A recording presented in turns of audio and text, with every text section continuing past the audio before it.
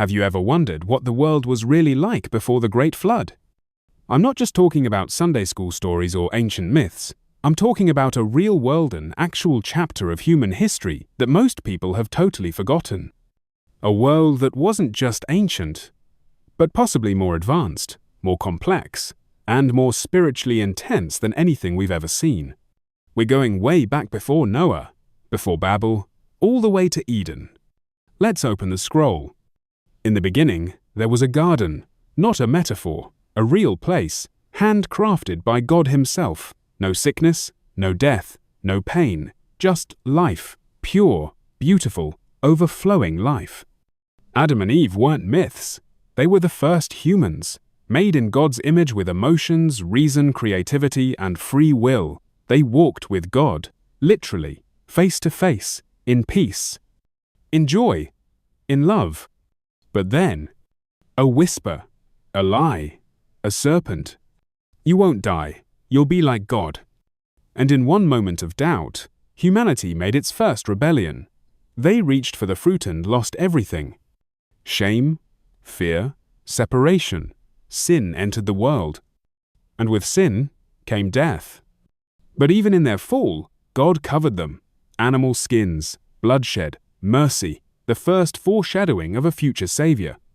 And He made a promise: the serpent's head would one day be crushed. Time passed. People multiplied. Sin spread like wildfire. Cain and Abel. Worship turned into jealousy, jealousy into murder.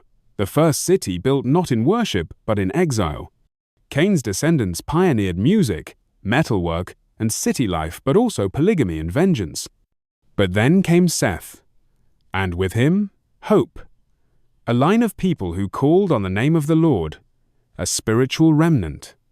From Seth to Enoch to Noah, there were those who walked with God in the middle of chaos. Enoch didn't die. He walked so closely with God, the Lord took him.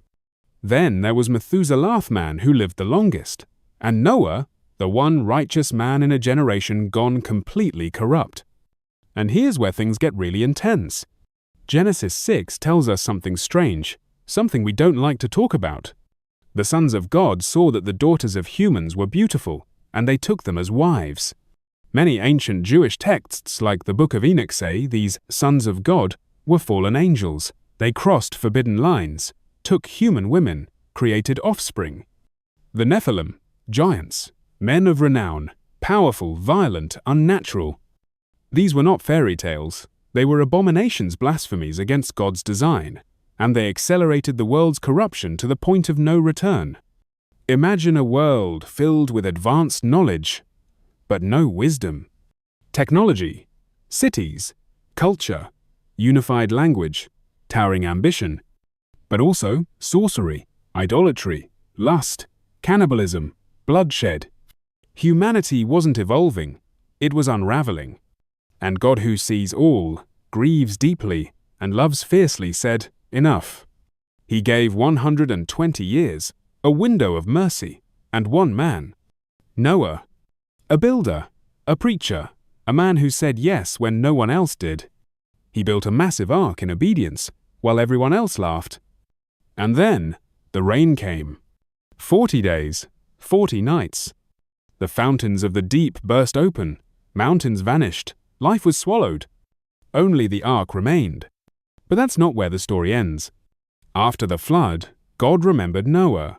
He sent the wind, the water receded, a dove returned with an olive leaf. Peace, new life, hope. And when Noah stepped out of the ark, he didn't build a monument to himself. He built an altar. He worshipped. And God made a covenant. Never again would He destroy the earth with a flood. He placed a rainbow in the sky, an eternal sign of His faithfulness.